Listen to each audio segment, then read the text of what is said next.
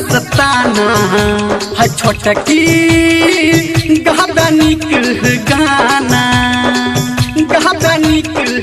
गाना मौसम लहका भल मस्ताना ई छोटकी गाबा मीठ गाना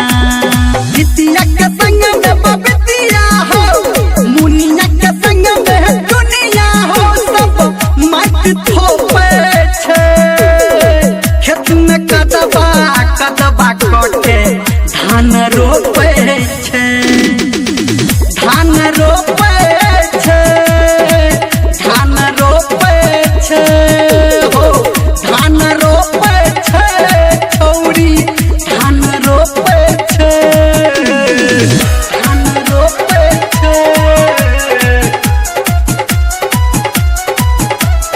DJ Manish Rexon. आटी धान के बिया के ढेरी आधार में दरा खाली लगाबै छे देरी आटी धान के बिया के ढेरी धर्मेंद्रा खाली लगाबै छे देरी तिलसरी के संग में फुलसरी हो जुलिया के संग में जुलिया हो सब गपठो कहै छे खेत में कदबा कट के छौरी धान रोपे